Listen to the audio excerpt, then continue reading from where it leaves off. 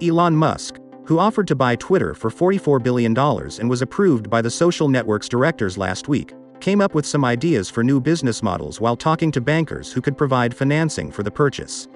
Currently, most of the company's revenue is provided by advertising. Twitter will always be free for regular users, but there may be a small fee for commercial and government users, the billionaire stated in his microblog. The company has recently tried to expand the business into other areas, including fee-based subscriptions, but that is still a small segment. Before the company offered Twitter Blue for $2.99 a month last year, various paid products had been discussed for years. However, Twitter Blue is not designed for businesses or authorities, but the platform's most engaged users, although some services like long-form video support can be used effectively by commercial accounts as well. For now, Twitter sells some products aimed at business customers, including access to Twitter API for brand analysts and companies interested in marketing on the platform.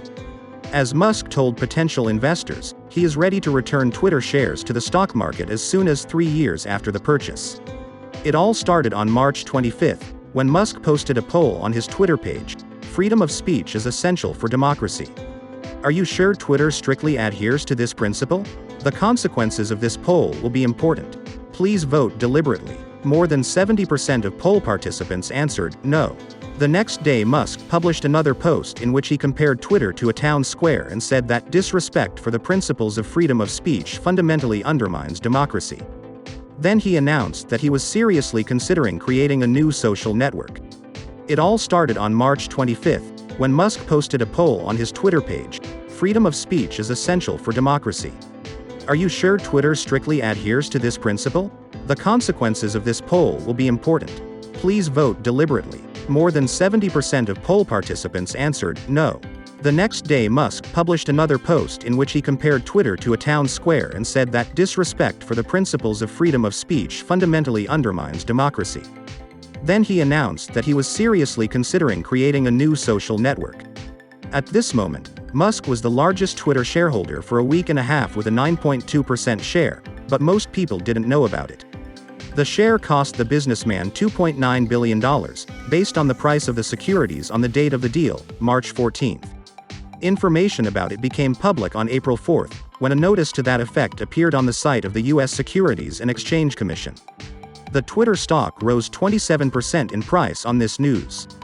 On April 4, Twitter and Musk signed an agreement that the businessman would join the company's board of directors for 2 years. The statement noted that during that period and 90 days thereafter, Musk would not be able to own more than 14.9% of the company.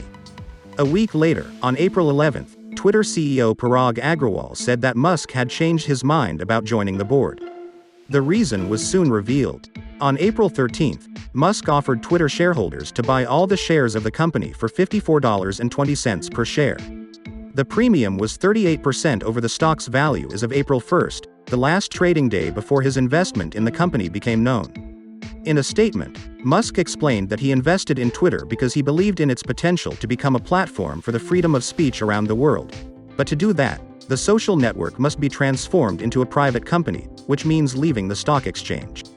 If Musk refused the offer, he promised to reconsider his position as a Twitter shareholder, because it's just a bad investment without the necessary changes.